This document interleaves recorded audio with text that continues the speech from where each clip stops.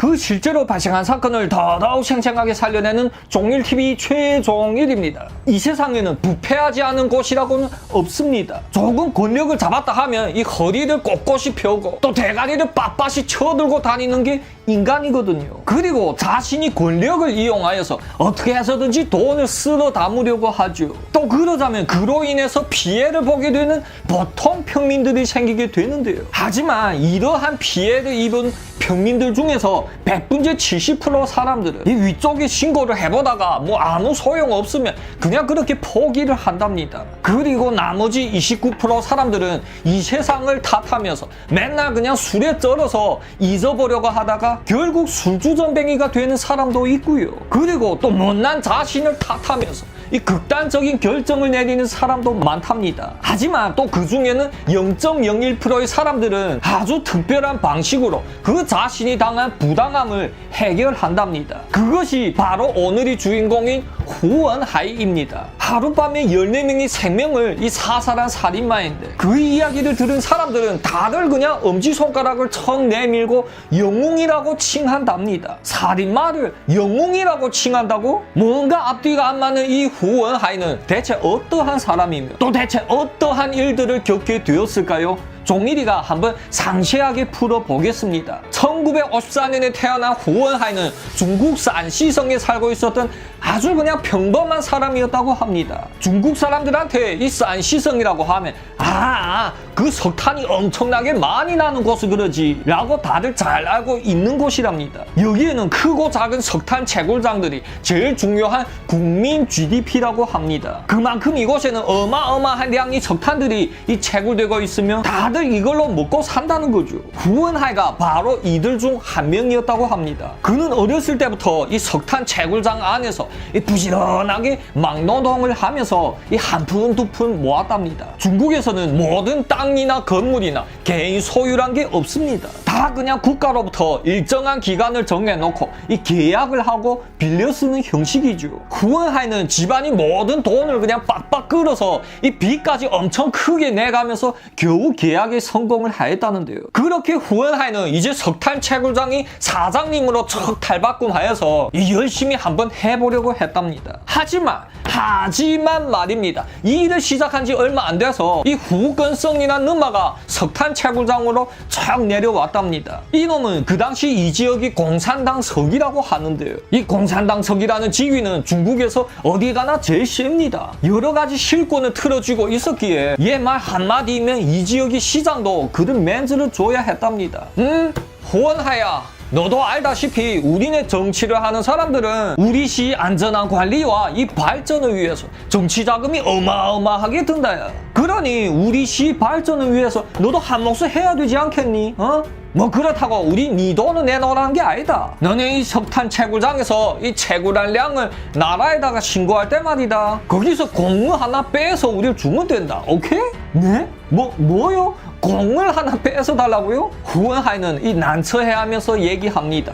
저기 후석이님, 비록 저는 평생 없이 살아도 그래도 정직하게 지킬 건 지키고 살았거든요. 뭐? 그러자 후건성은 발끈했답니다. 야, 다른 석탄 채굴장에서도 다 이렇게 하는 게다. 근데 니 우리랑 다른 길을 가겠다는 거니? 하지만 후원하이는 공손하면서도 확실한 태도를 보여줬답니다. 그러자 후건성은 혀를 끌끌 차면서 니不要敬酒不吃吃罚酒你自己有几斤几两你不知道吗? 라고 얘기하였는데 그 뜻은 이러합니다. 후원하야, 너 술을 따라줄 때 안 마시고 꼭 그렇게 벌주를 마셔야 되겠니? 니 뭐가 있니?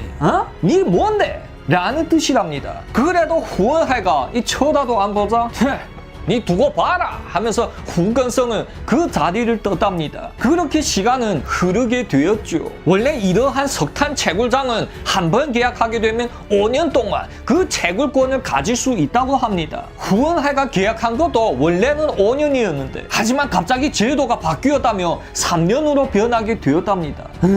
그러자 후원하이는 당황해 났죠. 원래 첫 2년은 석탄 채굴장에 보수 작업도 진행하고 또 익숙해지고 그 다음 3년 동안 원금도 뽑고 돈도 버는데 말입니다. 하지만 갑자기 3년으로 확 바뀌어 버리니까 결국 후원하이는 원금 회수도 못하고 그대로 쫓겨나게 되었답니다. 그러면 후원하이는 얼마나 억울하고 빡쳐났겠나요? 하지만 이거는 제일 억울한 게 아니랍니다. 더더욱 어이가 없는 일이 따로 있었는데요. 그것은 바로 새로 계약을 하게 된 이 류하이성은 무려 10년이란 시간을 한꺼번에 계약을 하였다고 합니다. 딱 봐도 이거는 후원하이가 돈을 안 바치니 갈아치우기를 한 거죠. 그러자 후원하이는 이 하늘이 무너지는 것 같았답니다. 이제 만약 다른 석탄 채굴장이 계약도 따내지 못하게 되면 그는 이제 평생 동안 이 빚만 떠안고 살게 되었으니 말입니다. 그러자 후원하이는 그제야 새로운 공산당 서기인 리리성을 찾아가서 이 납작 수그렸답니다. 이제 어떻게 해도 좋으니 제발 다른 한 석탄 채굴장을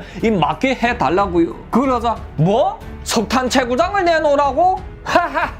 이놈이 아주 웃기는 놈이구나 이게. 야, 우리말을 고분고분 잘 듣는 사장님들이 넘쳐나는데 에? 근데 왜 너 같은 놈을 써야 하는데? 장난 말고 썩 꺼져라. 이어 너무나도 급해나 후원하이는 무릎까지 꿇고서 이 땅바닥에 절까지 해가면서 빌어봤지만 아무 소용 없었답니다. 리리성이 보안들이 우두루두 멀리 오더니 그 납작 엎드린 상태의 후원하이를 그대로 먼지 팔팔 나게 밟아놓고는 냈다 버렸다고 합니다. 그러자 후원하이는 이제 눈앞이 캄캄해졌답니다. 평생 빚더미에 시달리며 이 고생의 고생을 다 해도 원금은커녕 이 이자를 갚을 희망도 안 보였으니 말입니다. 후원하이는 드디어 술을 얼큰하게 마시고 농약을 들이키려고 준비를 하였답니다. 그리고 농약병이 뚜껑까지 땄지만 이 차마 마시지를 못하였다고 합니다. 네, 왜냐면 그는 가문에서 맞이였고 온 가족 14명의 식구들이 다들 그만 바라보고 있었답니다. 하여 후원하이는 이를 악물고 이 마지막 희망을 국가 법률의 힘에 맡기기로 하였답니다. 그는 정신을 차리고 이 경찰서에 가서 신고도 해보고 또 법원에 이 소송을 할 준비도 다 해놨답니다. 이어 때는 1999년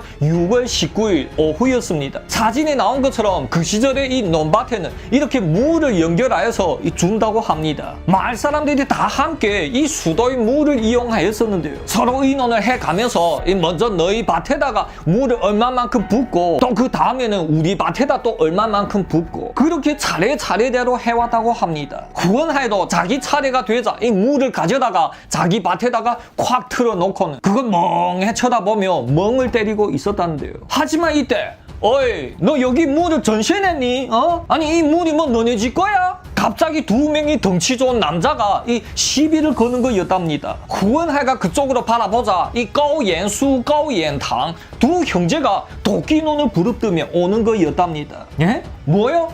저 이제 금방 시작했는데요. 사실 이 두 형제는 마을에서 맨날 이 술이나 퍼마시고 시비나 걸고 다니는 망나니로 소문이 자자했답니다. 하여 후원하이도 이 본능적으로 불길한 예감이 들어서 방금 일어섰는데요. 네, 하지만 뭐 후원하이가 다 일어서기도 전에 사압이 날아와서 그의 머리에 빵 하고 쳤답니다. 이 반응을 하기도 전에 또 금방 꺼우옌탕이 삽도 이 연달아 날아왔었는데요. 그렇게 후원하이는 두 방이 삽질을 맞자 본능적으로 팔로 이 머리를 막으면서 쓰러졌다고 합니다. 그러자 까오가 형제는 이 살겠다고 웅크리고 있는 후원하이를 향해서 마구마구 삽질하기 시작했었는데요. 이는 무조건 오늘 죽여버리겠다는 거였죠. 그러자 후원하이는 이제 머리가 희미해지면서 이러다 그냥 죽겠구나 라고 생각하였답니다. 그러자 이때 니들 뭐야? 왜 우리 형을 때려? 후원하이 동생이었던 후칭하이가 형을 도와서 일하러 나왔다가 바로 이 장면을 목격하였던 거였답니다. 곡괭이를 들고 나왔던 후칭하이는 그냥 그걸 잡은 채로 이 까오가 두 형제한테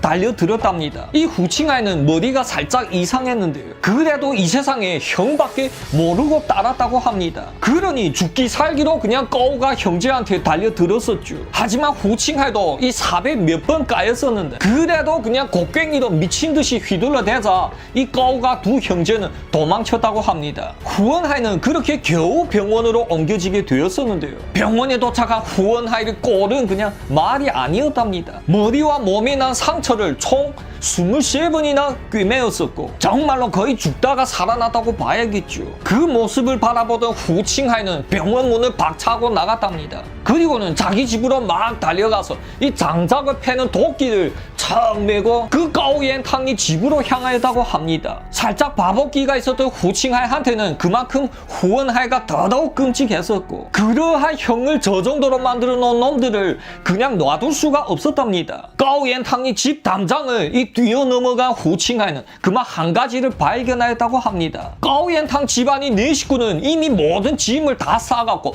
어디론가 이사간 지 오래되었다고 합니다. 사실 이때 다른 한 형제인 까오옌수는 아직 집에 있었지만 하지만 후칭하이는 그쪽에까지는 가보지를 않았답니다. 뭐라? 까오옌탕 그놈들이 이미 도망을 갔다고? 이거 가만 보니까 누가 배후에서 나를 죽이라고 시킨 건데? 후원하이가 한참 의심을 하고 있었는데 한 사람이 병문안을 왔었답니다. 그것은 바로 전에 공산당 서기였던 후건성이었죠. 이때의 후건성은 이미 공산당 서기에서 물러나고 리리성이 새로운 공산당 서기로 올라갔답니다. 후원하야, 그 까오가 형제들이 아직 어려서 뭘 모르고 사고 쳤구나. 걔네 매부가 바로 현직 공산당 서기 리리성이거든. 리리성 동지가 너한테 보상해 주겠다고 하는데 그 반을 한번 꿰맨 데 대해서 1000위엔씩 총 23번 꿰맸으니 23,000위엔을 줄게. 그래 뭐 어때야? 요번에는 그냥 이렇게 끝내자. 오케이? 뭐 이제 뭐라고? 후건성이 얘기를 듣고 있던 후원하이는 발따닥 일어났답니다.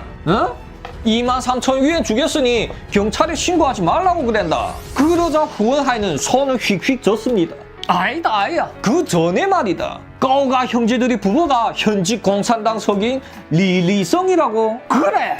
그 바로 그거였구나. 그제야 후원하이는 자신을 내리찍은 까오가 형제들 배후를 알아냈답니다. 그래, 내 니네를 고발하겠다고 하니까 그게 걸리니까 나를 아예 죽여버리려고 한 거구나. 이제야 이 진실을 알게 된 후원하이는 더더욱 참을 수가 없었답니다. 병원에서 퇴원한 뒤에도 계속 뒤를 캐기 시작했었는데요. 후건성과 리리성이 다 한패거리인 걸 알게 된 후원하이는 계속해서 그들 뒤를 밟으면서 이 증거들을 수집하며 다녔다고 합니다. 하지만 그러던 어느 날이었습니다. 우연히 후건성이 집 문 앞을 지나가던 후원하이는 문득 집안 마당에서 이 부쩍부쩍하는 소리를 들었답니다. 그러자 안으로 자세히 들여다보자 리리성이 이 후건성이 집으로 방문한 거였답니다. 그들은 집안 마당에다가 불을 피워놓고 이 바베큐 파티를 하고 있었다는데요. 후건성아 후건성, 그 후원하인지 뭔지 아는 놈 좀 어떻게 아이 되겠니? 어? 내 너를 그런 거 해결하라고 이렇게 한 배를 탄 거잖아. 돈을 나눌 때만 그냥 해서 챙기지 말고 이런 일을 좀 잘해라야. 네, 그러자 이 후건성은 아주 공손하게 네 서기님,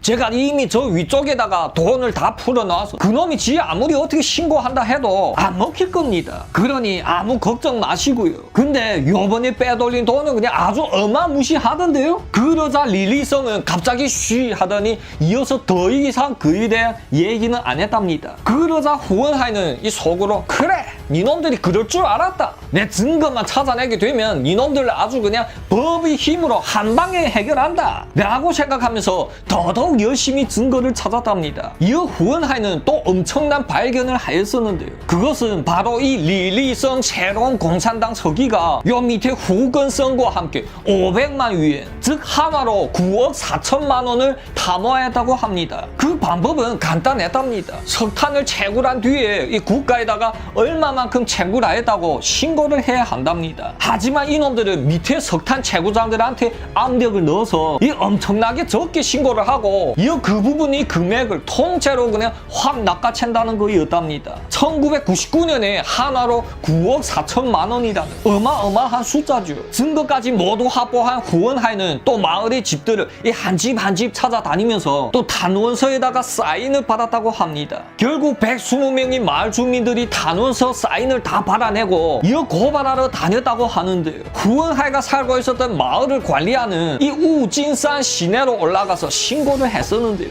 하지만 그쪽의 담당자는 피식 웃으면서 기다려보라고 했답니다. 네, 이미 그 리리성과 다 한무리들이었죠. 이어 후원하이는 아예 한 단계 뛰어넘어서 산시성으로 올라가서 신고를 하였다는데요. 하지만 이상하였답니다. 신고한 데는 저 산시성 쪽인데 이 재판은 역시 아까 갔었던 우진산 우진산 쪽에서 한다는 거였답니다. 우진산이 법관은 후원하이를 보고 이러한 얘기를 하였답니다. 야, 이 무식한 촌놈아, 니 법을 아니니? 내 사인이 없는 이상 니 뭐 베이징 당중앙에 올라가서 난리를 쳐도 이 사건은 또 내한테로 다시 돌아오게 돼 있다. 니 아니 모르니? 너 같은 돈도 없고 백도 없는 촌놈은 그냥 찍소리 말고 받들기만 하면 되는 게다. 오케이? 이어서 법관이 불러온 보안들에 의해 후원하이는 또 쫓기원하는 신세가 되었답니다. 그러자 이 버티고 버티던 후원하이는 그 우진산이 검찰청 앞에서 멍하니 그냥 앉아 있었고 눈에서는 남자의 눈물까지 주르르 흘렸답니다. 아니 내가 뭔 잘못이야? 그냥 법대로 정직하게 살아가겠다는데 그게 뭐가 그리 잘못됐니? 이제껏 후원하이는 이 더러운 세상에 2번이나 크게 당하였지만 자신이 가족을 위해서 이를 악물고 살고 싶었답니다. 하지만 이 세상은 그렇게 바르고 정직하게 살려는 후원하이한테는 살 길을 안 줬답니다. 오케이! 니네들 법으로 안 된다면 나도 법에 밖에 수단을 쓸 수밖에 없다. 우리 그럼 같이 저 세상으로 가보자 이놈들아. 후원하이는 눈물을 닦고 자신이 마을로 돌아갔답니다. 이어 그는 얼마 남지 않는 돈으로 짝퉁 신분증 2개를 구매하고 엽총 한 자루와 이 단약 200여 발을 준비를 했답니다. 그리고 포파약도 준비를 하여서 혹시라도 단약을 다 쓰게 되면 제일 마지막에 이 포파약을 터뜨리려고 했답니다. 조금이나마 더 많은 쓰레기를 안고서 저 세상으로 가려고 그런 거였죠. 그러면 이제 법으로 안 먹히는 이놈들 그 자신이 방법으로 심판할 준비가 다 되었답니다. 후원하이 이 세상에 대한 복수는 어떻게 이루어질까요? 다음 회에 계속하겠습니다. 재밌게 시청하셨으면 구독과 좋아요 쾅쾅 박아주시고요. 다음 회에 또 짜잔! 그 실제로 발생한 사건을 더더욱 생생하게 살려내는 종일TV 최종일입니다. 저번 회에서 이제 더 이상 다른 선택권이 없었던 후원하이는 이제 자기 방식대로 놈들을 심판하려고 마음먹었답니다. 이어 때는 2001년 10월 26일 밤 9시 40분이었다고 합니다. 후원하이는 류하이왕이란 사람을 찾아가서 돈 500위엔을 척 내놓습니다. 저 류하이왕아, 너 후건성과 뭐 호형호지 한다며? 근데 걔랑 내랑 전에 오해가 많았거든. 하려내 요번에 거하게 술자리를 한번 하려고 하는데 니 어떻게 가를 데려올 수 있겠니? 이 류하이왕이란 놈은 후원하이 친구였었고 또 후건성과도 친하게 지냈으니 이 가운데서 다리를 놔달라 이거였답니다. 그래, 매원티다 그게. 내한테 맡기면 당연히 문제 없지. 그래, 뭐 오해 같은 게 있으면 퍼득퍼득 풀어야지. 내 지금 당장 다녀오마. 류하이왕은 아주 흐뭇해하며 이 500위엔을 호주머니에 집어넣으며 곧바로 후건성한테도 달려갔다고 합니다. 이어 류하이왕이 얘기를 다 듣고 있던 후건성은 콧방귀를 낍니다. 후건성 그놈아 그거 이제야 제정신 차리는 매구나. 나한테 잘 보이자고 뭘 또 이런 걸 준비했는가? 그렇다면 한 가봐야지. 야, 길 안내해라. 후건성은 제멋에 김치국부터 마시면서 그 류하이왕이 뒤를 따랐답니다. 그렇게 그 둘은 이 웃음집이 흔들흔들해서 후원하이 집안에 척 들어갑니다. 야, 후원하이 어딨니? 후건성 형님이 오셨다. 근데 술상도 안 보이고 후원하이도 없네? 집안은 아주 텅 비어 있었고 아무것도 없었답니다. 하지만 이때 그들 뒤에서 문이 쾅 하고 닫힙니다. 뭐지? 하고 돌아보니 그 뒤에는 후원하이가 이 엽총을 척 들고 들어오는 거였답니다. 지금 뭐 하자는 게요? 찔리는 게 있었던 후건성은 먼저 화들짝 놀랐죠. 하지만 후원하이는 엽총으로 그 후건성이 머리통을 딱 겨누고서 왜? 살고 싶니? 살고 싶으면 진술서를 써라. 너 석탄 채굴장을 통해서 500만 위엔을 탐호한 사실을 제대로 딱 쓰고 이 손도장까지 찍어라. 그래, 내 살려줄게. 뭐? 그러자 후건성은 펄쩍 뛰었답니다. 500만 위엔이라고? 야, 그만한 돈이 있으면 야, 내 먹고 죽어도 여한이 없겠다. 야. 그런 일이 없어. 그 얘기를 듣자 후원하이는 이 엽총 방아쇠를 까딱하고 당길 뻔했답니다. 네, 물론 그 소리는 바로 앞에 있었던 후건성도 다 들었죠. 뭐 그런 적이 없다고. 꼭 증인이 필요하다 이게야. 오케이, 그러면 너네 정부의 총괄 회계 리지 보고 당장 오라고 해라. 걔 하나 물어보면 다 나오겠네 뭐. 그러자 이미 쫄대로 쫀 후건성은 냉큼 따를 수밖에 없었답니다. 사실 이 리지는 후원하이와 아무런 원한 관계도 없었고 블랙리스트에도 안 나와 있답니다. 그냥 증거로 쓰느라고 우연하게 들여온 거죠. 그렇게 리지까지 도착하자 후원하이는 계속 엽총으로 제압하면서 얘기합니다. 자, 니들이 적어야 할 내용에 대해서 내 먼저 얘기할게. 첫째로는 너네 탐호한 500만 위에 누가 얼마씩 받아쳐 먹었는지 그대로 다 써봐라. 그리고 두 번째로는 누가 까오가 형제를 시켜서 나를 죽이려고 했니? 대체 왜해서 나를 죽이려고 한 건데? 모든 사실들을 다 깔끔하게 한번 적어봐라. 내 뭐 당장 그걸 갖고 너네를 고발하겠다는 건 아니고 나도 보험은 하나 있어야 될 게 아니야. 그게 있으면 이제 너네 나한테 함부로 못하겠지? 네, 그 얘기를 듣고 있던 후건성은 아주 어이가 없어 했답니다. 자, 후원하야, 그런 일이 없는 걸 어떻게 쓰니? 우리 암만 그래도 이 도리는 따져야 될 게 아니야. 그러자 뭐? 도리를 따지자고? 도리라는 얘기를 듣자 후원하이는 더더욱 발끈했답니다. 도리라고? 좋다야. 그럼 뭐 너네 좋아하는 방식대로 한 따져보자야. 후칭하야, 뭐하니? 이제 나와봐라. 그러자 저쪽 방에서 이 동생 후칭하이가 처음 나왔답니다. 형이 가리키는 곳은 무조건 먼저 조지고부터 보는 후칭하이는 그 후건성을 그냥 한 방에 때려 눕혔답니다. 그리고 후원하이, 후칭하이 이 두 형제가 후건성을 그냥 막 밟아놓기 시작하는데요. 어떻게? 이러면 이제 내가 시키는 대로 적을 마음이 생겼니? 후원하이는 지금 후건성인 머리채를 잡고 막 휘둘러대면서 지금 윽박 지르고 있었는데요. 하지만 이때 갑자기 멀리서 이 경찰차의 경보음이 울렸다고 합니다. 그러자 그걸 듣고 난 회계 리지는 갑자기 용기가 생겼다고 합니다. 후원하야, 그만해라. 저기 저 경찰차 소리가 아이 듣겠니? 그러자 뭐? 하차. 이 후원하이는 후건성인 머리채를 버리고 엽총을 다시 잡아듭니다. 그리고는 그 총구멍을 리지의 면상에 딱 대고는 니 다시 한번 말해봐라 라고 합니다. 네, 하지만 전에 후원하이 찌질한 소문을 많이 들어왔던 리지는 그냥 피식 웃었답니다. 니까지 게 뭔 총을 쏜다고 그러니? 니 어디 담대하게 있으면 여기다 한 방 쏴봐라 니. 그러자 후원하이는 정말로 이 방아쇠를 당길 수가 없었답니다. 집에 대학교에 금방 입학한 딸도 생각나면서 이 엽총을 잠깐 내렸다고 합니다. 필경 이놈은 짱준 같은 날강도가 아니었으니 사람을 죽이기 쉽지 않겠죠. 이 그러한 꼬라지를 바라보던 리지는 하하하 하고 큰 소리로 웃어댔답니다. 하지만 이때 팡 하는 소리가 나더니 이 리지는 그대로 쓰러집니다. 네, 후원하가 결국 다시 이 리지 머리통에 조준하자마자 방아쇠를 당긴 거였죠. 이는 나중에 잡힌 뒤에 후원하가 한 진술이었는데요. 첫 번째로 사람을 죽일 때는 이 진짜로 힘들었고 못할 것만 같았다고 합니다. 너무나도 긴장하여서 이 심장이 터질 것만 같은 느낌 말입니다. 하지만 이미 한 놈을 죽였잖아요. 그 다음부터 이 후원하이는 아무런 느낌도 없었답니다. 대뜸 총구멍을 이 후건성한테로 돌렸죠. 내 잘못했어. 내 써라는 대로 다 쓸게. 한 번만 살려줘.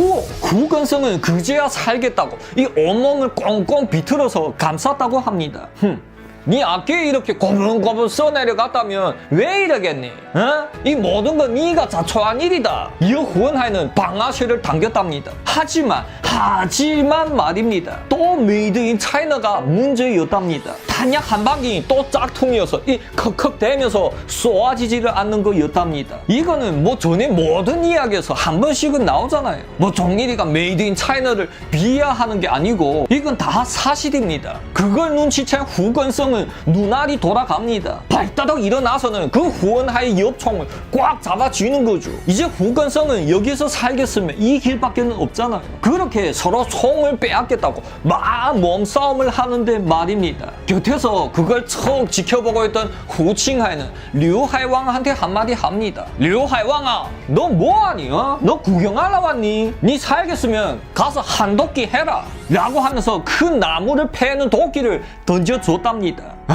한도끼를 해라고? 이거 뭔 뚱따지 같은 소리지? 하지만 류하이왕이 두 손은 이미 도끼를 잡아 들었답니다. 네, 이게 뭔 일이죠 이게? 500위엔이 수고비를 받고는 이 둘을 화해시키겠다고 후건성을 데려왔는데 근데 이제는 도끼질까지 해라고? 하지만 이미 그때 류하이왕은 제정신이 아니었답니다. 머릿속에서는 딱 이런 생각밖에 없었죠. 후원하이 이놈은 아까 보니 눈 한 번 깜짝 안 하고 사람 잡는 살인마인데 또 거기에 곁에 후칭하이도 있다는 겁니다. 만약 지금 도끼질 안 하게 되면 자기도 죽겠다는 생각밖에는 없었답니다. 이어 류하이왕은 이 큰 도끼를 집어서는 후건성이 등을 향해 콱 내리 찍었다고 합니다. 헤이쿠야, 그제야 류건성은 이 등을 잡고 꼬꾸러졌고 그제야 후원하이도 이 총을 빼앗게 되었죠. 이어 아까 짝퉁 탄약을 빼서 버리고 이 찰칵 하고 장전까지 다시 하였답니다. 그리고는 지금 땅바닥에서 이 뱅글뱅글 돌면서 몸부림치는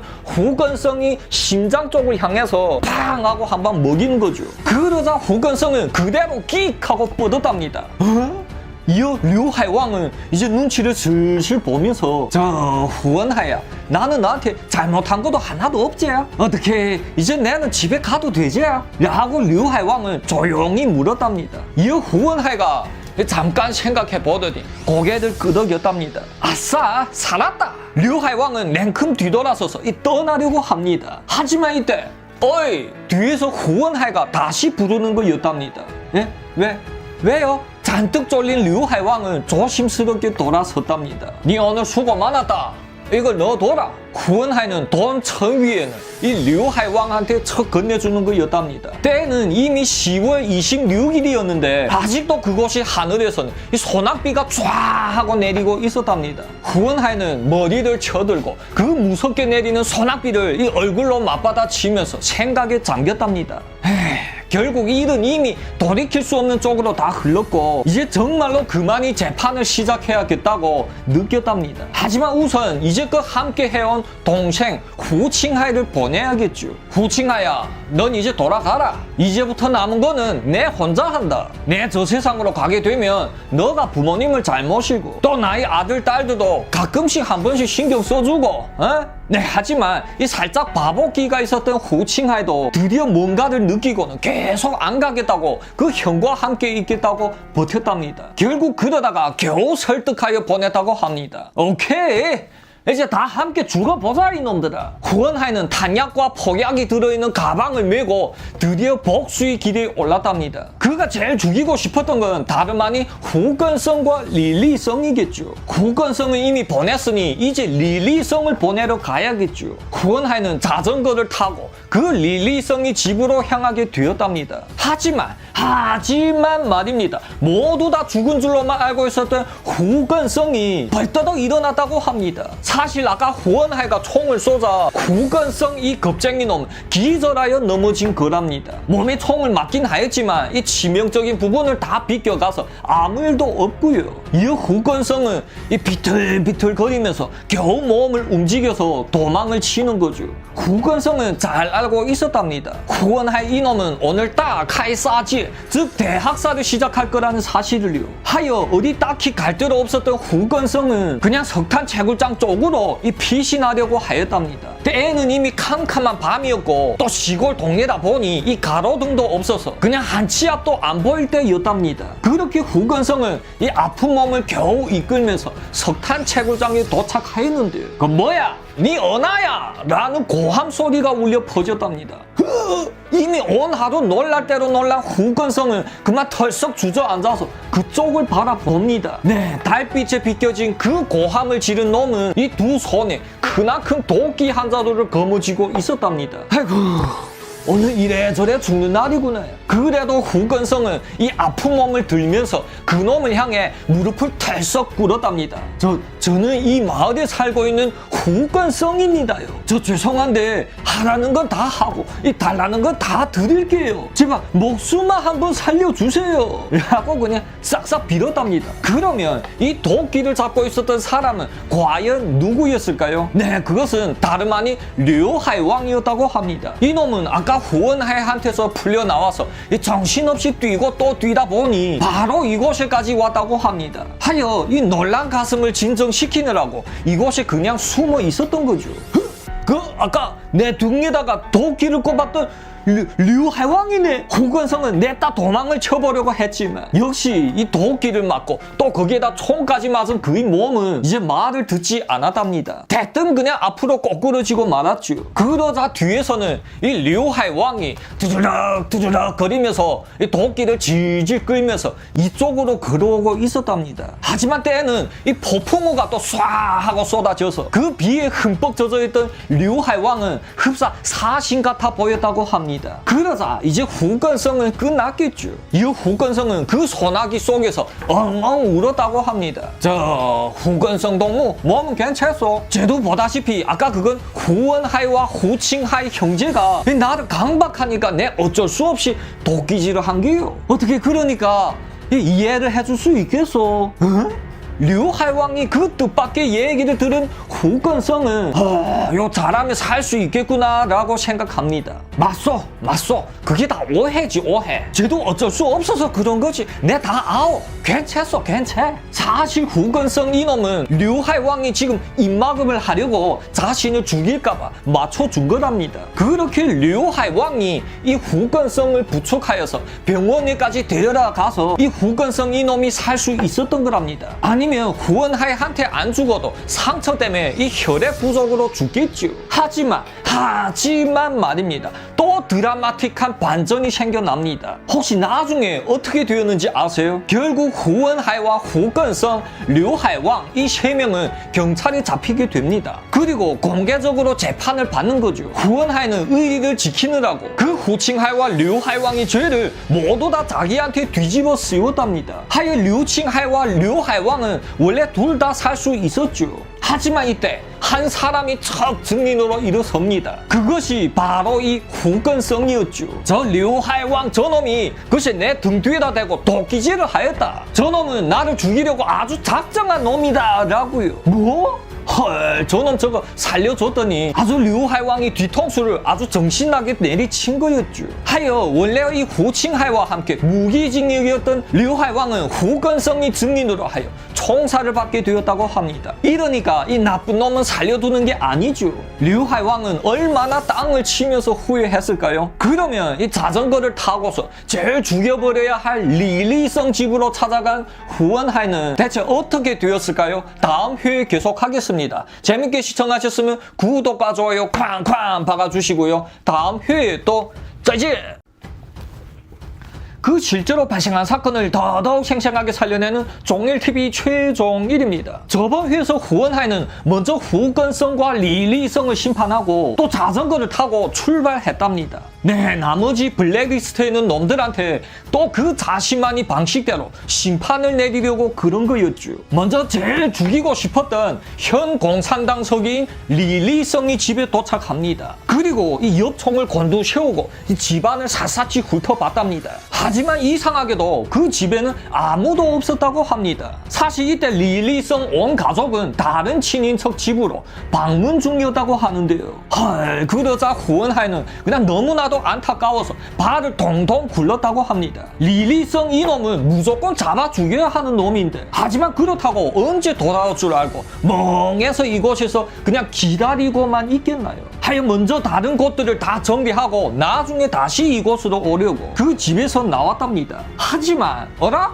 리리성 집 마당에 세워져 있던 오토바이 한 대가 그의 눈에 들어왔답니다. 그래, 이게 있으면 탐관오리 한 마리라도 더 때려잡을 수 있겠구나. 후원하이는 이 옆총을 등에다 척 메고는 오토바이를 타고 그곳에서 출발합니다. 그러면 다음으로 찾아갈 놈은 누구였을까요? 네, 그것은 바로 이 마을의 이장이었던 짱찐린 집이었다고 합니다. 중국에서는 촌장이라고 부르는데요. 한국에서는 이 이장의 힘이 어느 정도인지 잘 모르겠지만 이 중국에서는 엄청 크답니다. 이러한 이장들이 이 부패하기 시작하면 한화로 그냥 뭐 수십억 원을 이 돈을 쓸어 담는 건 일도 아니거든요. 후원하이 마을의 이장도 썩을 대로 썩은 놈이랍니다. 마을을 개발하고 이 복지에 사용해라고 내려온 돈을 그냥 아주 뭐 지 용돈인가 하고 흥청망청 써댔다고 하는데요. 그러한 사실은 이 온 마을의 사람들이 다 알고 있었지만 다들 그냥 찍소리도 못 내고 살았다고 합니다. 후원하이 석탄 채굴장 계약도 바로 이놈이 손을 썼기에 5년이 3년으로 변하였던 거랍니다. 짱징린이 집에까지 도착하자 이 후원하의 화는 그냥 더더욱 무섭게 치솟았다고 합니다. 네, 이놈들 어떻게 죽여버리면 더 시원할까? 후원하이는 집문에 노크도 안 하고 짱징린 집 창문 쪽으로 성큼성큼 걸어갔답니다. 그 시절이나 지금이나 이 시골의 집들은 다들 그냥 단층으로 되어 있는 자그마한 단칸방들이었죠. 후원하이는 다짜고짜 옆총 이 뒷부분으로 그들 창문을 향해 쨍그랑 하고 깨부숩니다. 그리고는 옆총을 안에다 넣고 조준을 하면서 그냥 움직이는 게 있으면 모조리 쏴 죽이려고 했었답니다. 그러자 이 집안에서 제일 먼저 움직이는 건 짱징린이 와이프인 펑징린이었다고 합니다. 뭐요 지금? 하지만 후원하이가 이 안으로 잘 살폈지만 짱징린은 집에 없었답니다. 야, 짱징린이 어디 있니? 네, 그러자 집에 없는데요 라고 말이 끝나자 바쁘게 팡 하고 총소리가 울려 퍼졌답니다. 그렇게 펑징린은 머리에 총을 맞고 즉사했다고 하는데요. 또 없니? 거기에 또 누구 없니? 후원아이가 고래고래 소리 지르자 이 짱징린이 딸이었던 짱원회가 이 눈을 비비면서 나오고 있었답니다.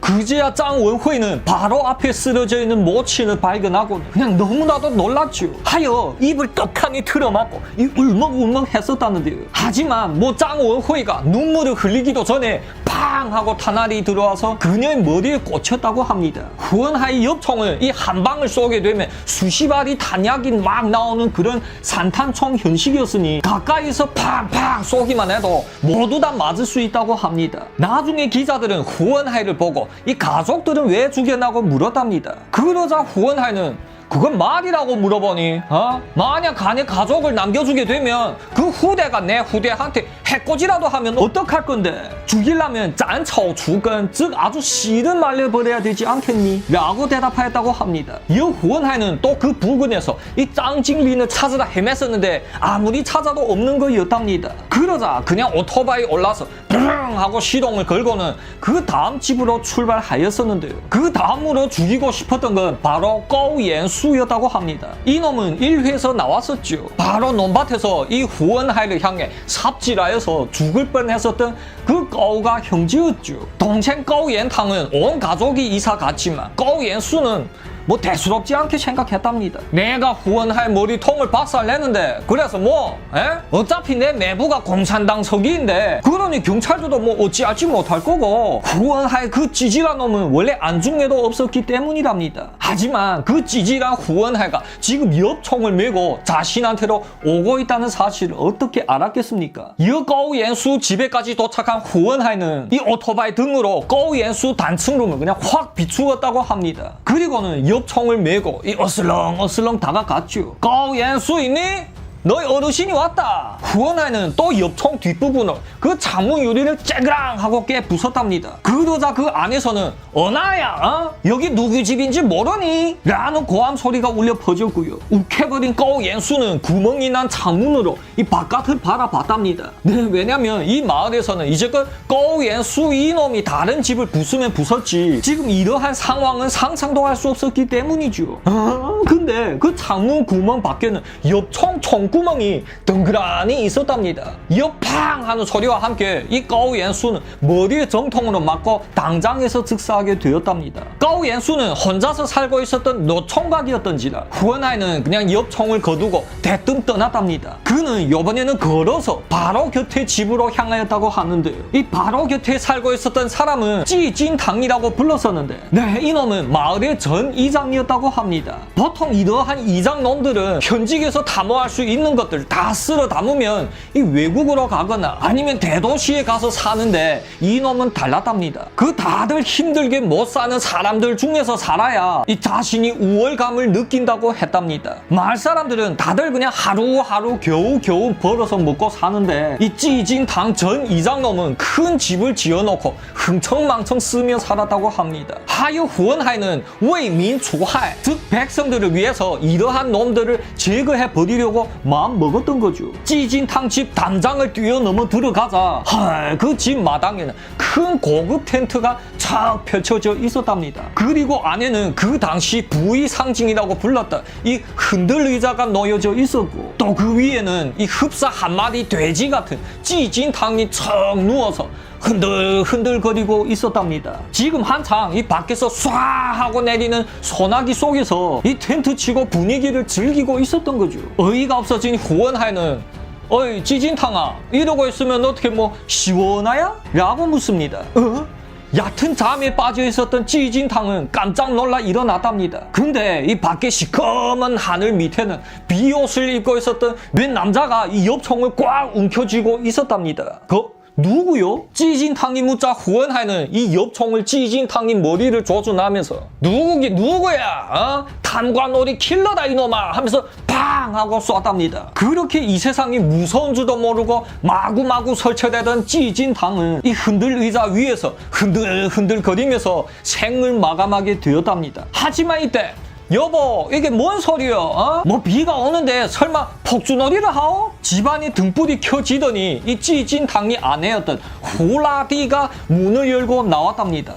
깼니? 깼으면 죽어야지. 후원하이는 이 후라디를 향해 팡팡 하고 두 방을 먹였다고 합니다. 왜냐면 이 거리가 좀 있었기 확실하게 죽이려고 그런 거였죠. 니네 다음 생에도 또 탐험해라. 그럼 내 다음 생에도 또 따라와서 죽여주마. 후원하이는 이러한 얘기를 남기고 떠났다고 합니다. 하지만 말입니다. 그 당시까지만 해도 이 후라디는 완전 죽지는 않았고 목숨이 겨우 붙어 있었다고 합니다. 하지만 자신이 죽는 건 이 시간 문제라고 느낀 그녀는 온 힘을 다해서 이 벽에다 몇 글자를 남겼다고 합니다. 그것은 바로 원하이, 하이른이라고, 그 뜻은 원하이가 한 짓이라는 뜻입니다. 이 몇 글자 때문에 경찰들은 대뜸 후원하이를 용의자로 지목하고 잡은 거였답니다. 이게 아니었더라면 더더욱 큰 사건들이 터졌을 뻔했는데 말입니다. 찌진탕 집에서 한바탕 다 한 뒤 후원하이는 또 오토바이를 타고 다른 한 집으로 향합니다. 요번에 가는 집은 후푸롱이라는 집인데요. 그러면 이 후푸롱은 또 어떤 죄가 있냐면요. 네, 이놈은 주둥아리를 잘못 놀린 죄랍니다. 후원하이가 이 꼬우가 형제들한테 삽질당했다는 소리를 듣자 이 후푸롱은 이러한 얘기를 하였답니다.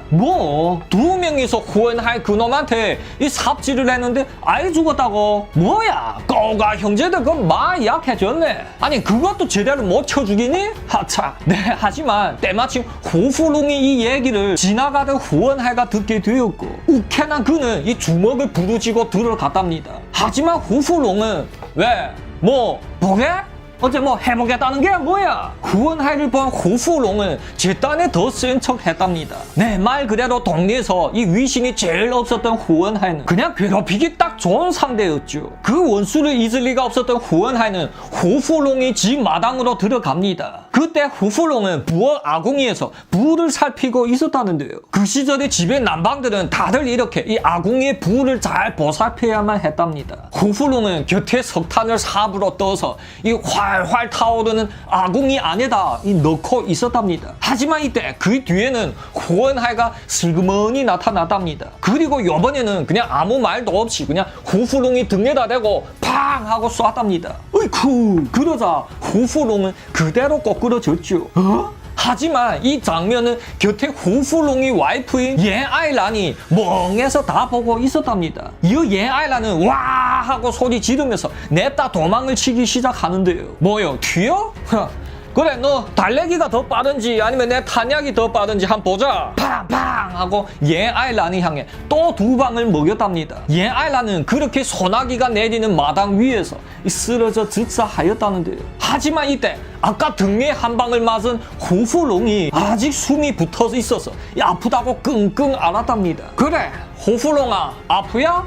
내 더 아프게 해줄게. 후원하이 이놈은 글쎄 후푸롱이 머리통을 이 활활 타오르는 부엌 아궁이에다가 확 쳐넣었다고 합니다. 그리고는 대뜸 또 등에다 대고 팡팡 하고 두 방을 더 먹이는 거죠. 네, 후원하이 이놈은 이제 자신이 살기를 주체 못하고 이제 점점 더 악마로 변해갔답니다. 그 수단과 방법은 점점 더 심해갔죠. 이어 후원하이는 또 오토바이를 푸릉 하고 시동을 걸고는 요 후산지라는 놈한테로 달려갔답니다. 그러면 후산지는 또 어떠한 놈이었을까요? 이놈은 바로 공산당 적인 리리성이 앞잡이였다고 합니다. 그야말로 리리성이 한 마리 개로서 그 리리성이 가리키는 곳을 그 누가 됐건 간에 가서 물어버렸다고 하는데요. 탐관오리들만 나쁜 건 아니죠. 그 탐관오리들한테 찰싹 붙어서 보통 백성들을 못 사게 하는 이러한 개들도 더더욱 나쁜 거죠. 후산지 집에 도착한 후원하이는 이 담장을 뛰어넘어가서 안으로 살폈답니다. 그 후산지 집 마당에는 집이 두 채가 있었다는데요. 그 중에 한 집은 불이 켜져 있고 다른 한 집은 캄캄하게 꺼져 있었다고 합니다. 오케이.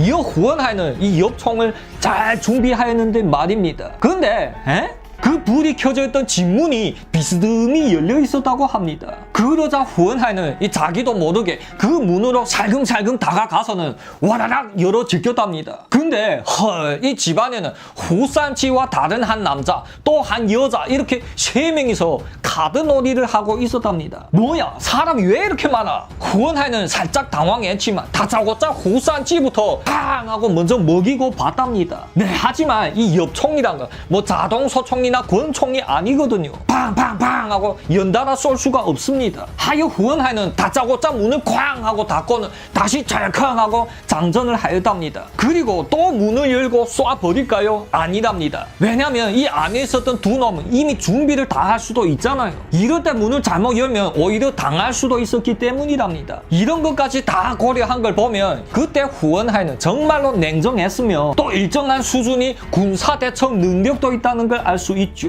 하여 후원하이는 요 살금살금 곁에 창문으로 다가가서 이 숨을 가다듬고는 쨍그랑 하고 냅다 부시고는 이 안에 엽총으로 빵 하고 먼저 쏘고 봤답니다. 네, 역시 그 남자와 여자는 문어구에 바짝 붙어 있어서 이 손에는 다리미와 시카를 찾아 들고서 기다리고 있었답니다. 하지만 후원하이는 창문으로 갑자기 습격하였으며 그 총에 맞은 남자는 이미 꼬꾸러져 있었답니다. 역깍 하는 소리와 함께 이 안에 있었던 여자는 문을 박차고 이 도망쳐 나가는 거였답니다. 네, 하지만 그걸 가만 놔둘 후원하이가 아니죠. 냅다 쫓아가면서 이 장전을 하고 빵 하고 쏴서 쓸어 눕혔답니다. 이 모든 건 산탄총이니까 다 가능한 사실이랍니다. 그래, 이렇게 세 명을 다 해치우고는 다시 오토바이로 돌아가려고 했었는데요. 근데 마당 안에 있었던 다른 한 집에서도 등불이 켜졌답니다. 어라, 저기도 사람 있었니?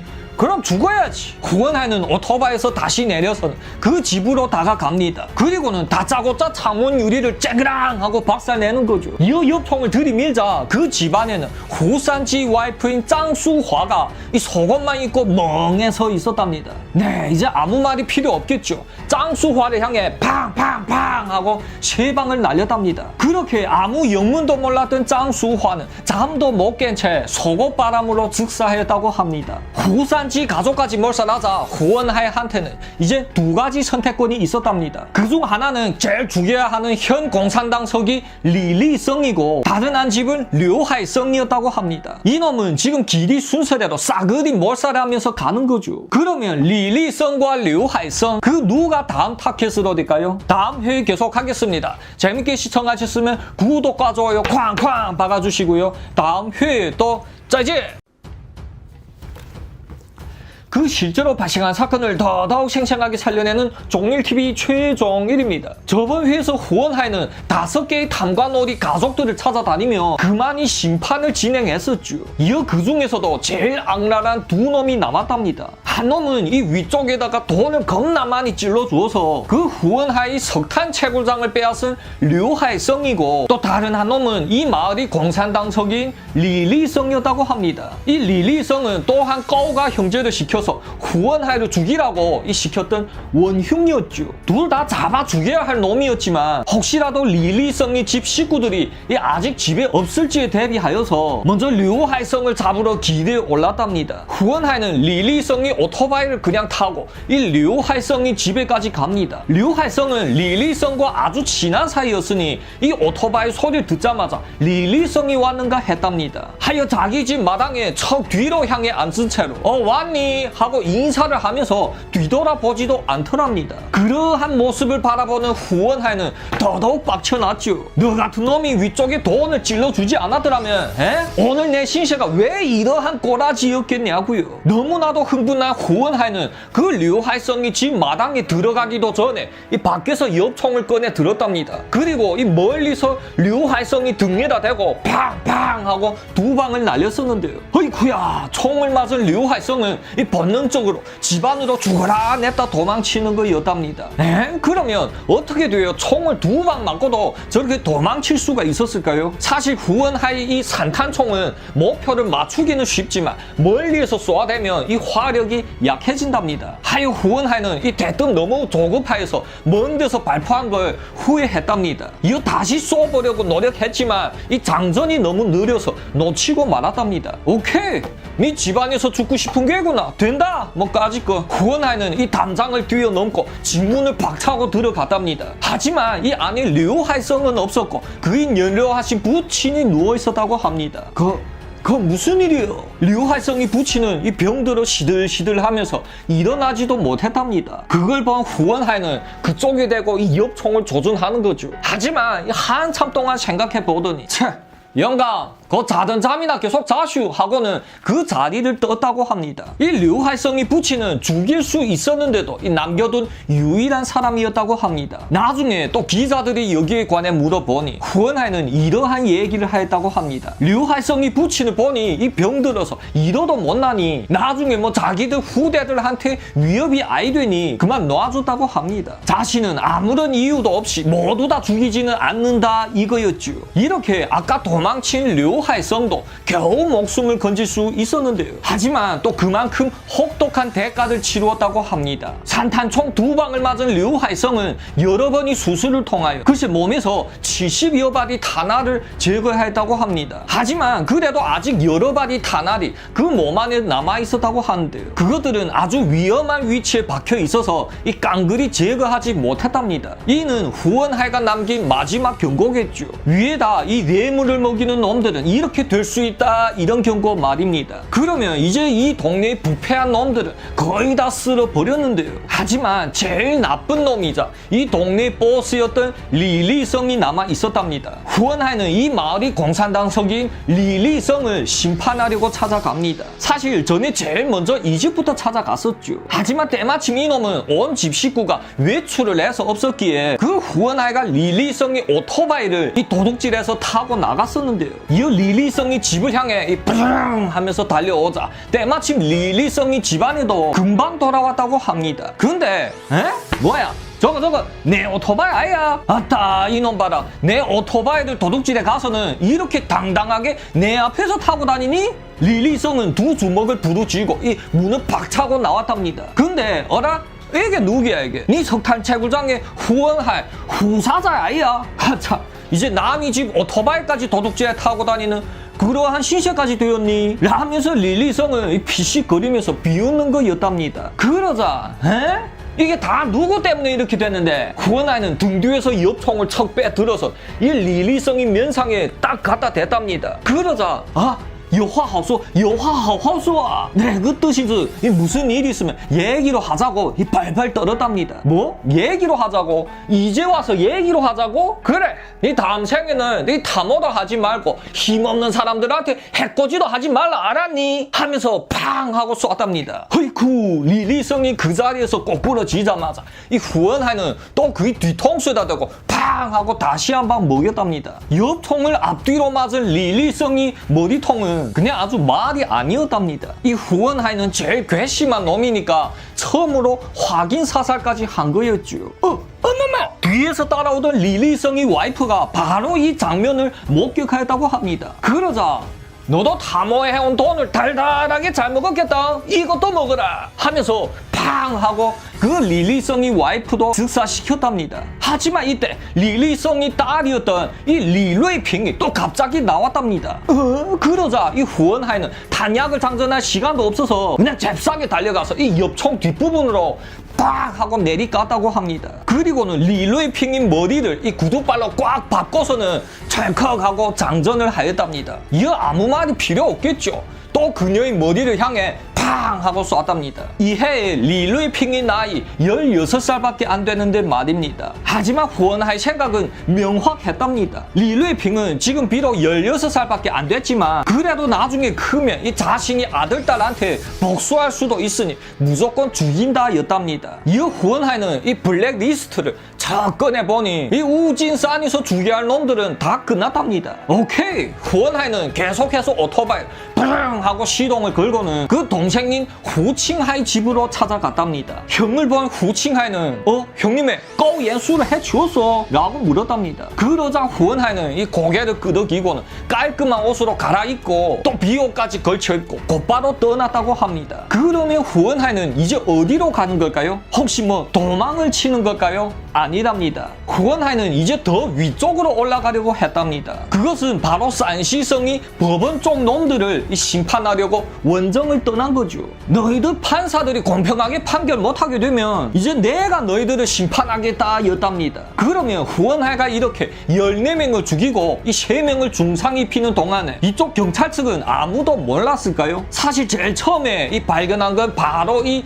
찌진탕이 아들이었다고 합니다. 이 찌진탕이 아들은 아빠의 도움으로 동네에서 제일 큰 상점을 운영하고 있었다는데요. 그날 문득 밖에서 이 팡팡 하는 소리를 듣고는 폭죽을 터뜨리는 소리인가 하였답니다. 하지만 다시 생각해보니 이 오늘은 뭐 명절도 아니고 이 한밤중에 누가 폭죽을 터뜨리지? 라고 의심이 들어 나가보니 이 곳곳에는 시체들이 그냥 질비하게 늘어져 있었답니다. 하여 정신이 번쩍 든 찌진탕의 아들은 자기 집으로 불이 나게 달려갔죠. 그러자 그의 집안도 그냥 말이 아니었답니다. 부친인 찌진탕은 이미 죽은 채로 이 흔들 의자 위에서 흔들흔들해 있었고 또 모친인 후라디는 이 숨이 할딱할딱해 있었답니다. 그러자 찌진탕의 아들은 뭐 눈물을 흘릴 새도 없이 경찰에 신고했다고 합니다. 그리고 또 자신이 모친은 어떻게 해서든지 살리려고 했지만 하지만 그 모친은 아쉽게도 병원에 도착하기 전에 죽었답니다. 이때에는 고작 밤 11시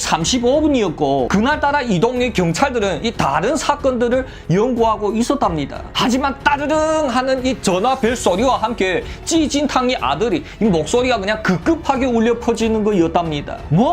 전 이장이 찌진탕이 총에 맞아 죽었고 모친을 병원으로 이송 중이라고? 야가 뭐 잘못 처먹었나? 이러한 시골 동네에서 뭔 총노름이야? 너 혹시 오늘 밤에 약은 먹었니? 네, 이 찌진탕이 아들도 약간 맛이 간 놈이라서 약을 먹고 다녔답니다. 하여 그 소문은 동네 사람들이 다 알고 있었고 그러한 찌진탕이 신고를 어떻게 100% 믿겠습니까? 하지만 또 신고가 들어왔으니 가는 봐야겠죠. 경찰서에서는 이 2명의 경찰들이 흔들거리면서 이 바람을 쐬는 셈 치고 한번 나와 보려고 했었답니다.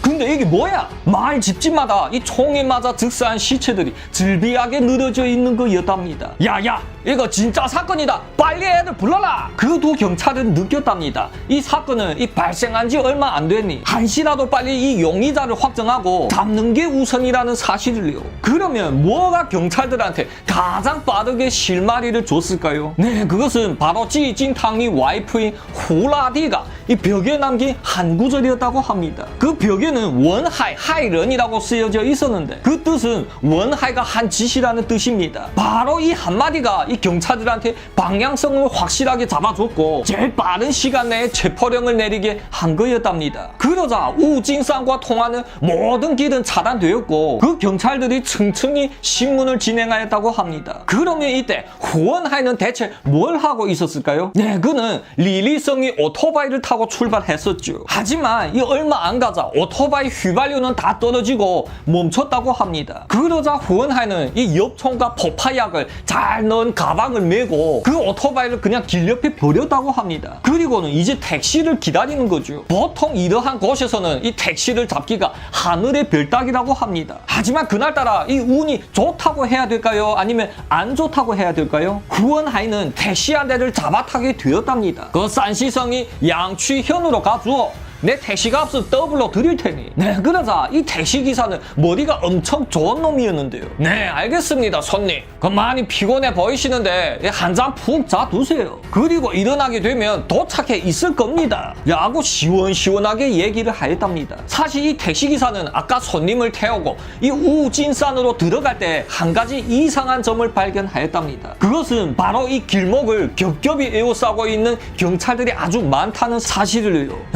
이거 뭐 오늘 큰 사건이 발생하긴 발생했는매구나 라고 그 택시기사는 느꼈었다고 합니다. 하지만 다시 우진산에서 나올 때 이 후원하이를 보게 되었답니다. 왠지 모를 살기가 뿜어져 나오는 이 후원하이를 본 기사는 이놈이 꽁꽁 안고 있었던 이 긴 가방도 매우 의심스러웠다고 합니다. 하여 이놈을 먼저 잠재워 놓고 다시 경찰들이 포위한 길목으로 가려고 결심하였답니다. 네, 이것은 정말로 관건적이었죠. 그러면 후원하이는 어땠을까요? 온 밤 동안 긴장했었던 그였던지라 이 택시기사가 그렇게 든든하게 얘기해주니 그만 스르르 잠에 빠지게 되었답니다. 그러자 이 백미러로 후원하이 상태를 관찰하던 택시기사는 그가 잠에 꼬라지자마자 제일 가까운 경찰들한테로 이 엑셀을 겁나 밟았답니다. 이 경찰들한테 도착하자마자 이 택시기사는 불이 나게 택시에서 뛰어내려서는 그 경찰들한테도 달려갔다고 합니다. 그리고 그가 봐왔던 이 모든 의심을 쭉 털어놨답니다. 그래, 니 잘했다. 저기 경찰차 뒤로 바짝 가서 숨어 있어라. 자, 그러면 우리는 저놈을 포위하고 이 사면팔방에서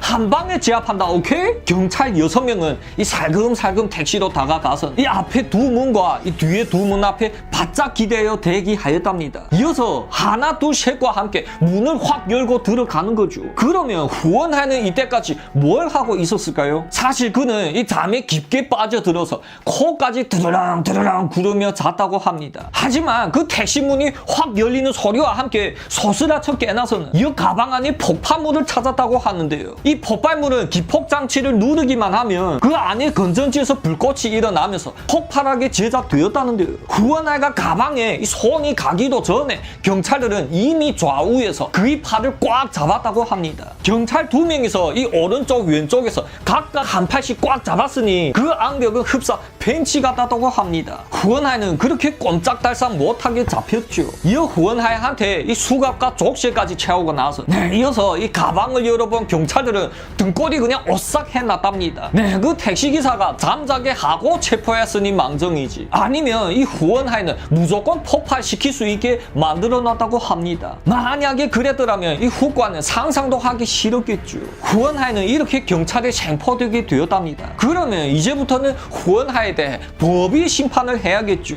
후원하이, 호칭하이, 류하이왕 이 세 명은 법정에서 심판을 받게 됩니다. 후원하이는 재판관이 물어보는 모든 질문을 이 자신한테로 돌리며 그 호칭하이와 류하이왕을 총살해서 면하게 해주려고 애썼답니다. 결국 또 재판은 또 그런 쪽으로 유리하게 흘러갔고요. 솔직히 후칭하이와 류하이왕은 죽을 죄까지는 아니었죠. 하지만 저번 회에 나왔던 것처럼 이 재수없는 류하이왕은 후건성리 증민으로 하여 결국 총살받게 되었답니다. 총체적으로 보면 후원하이와 류하이왕은 사형이고 이 동생 후칭하이는 무기징역에 처하였다고 합니다. 후원하이는 총살받기 전에 이러한 얘기를 남겼다고 합니다. 如果我的死能够查办那些贪官污吏，那我将死而无憾，否则我将变成厉鬼，也不会放过你们。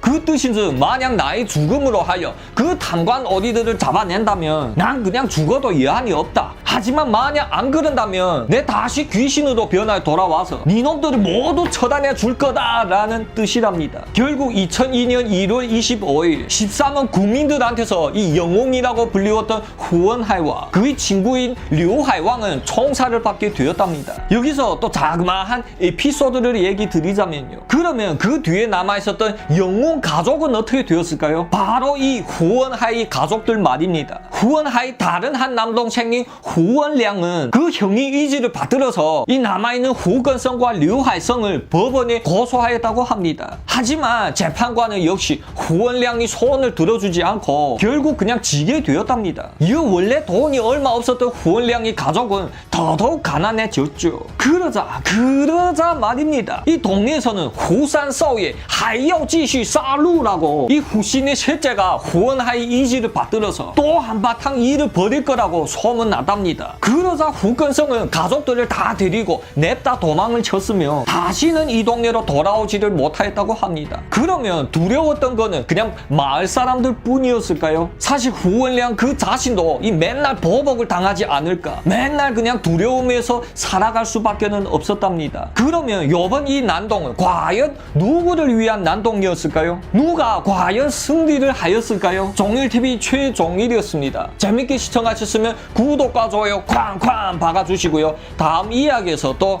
짜이지!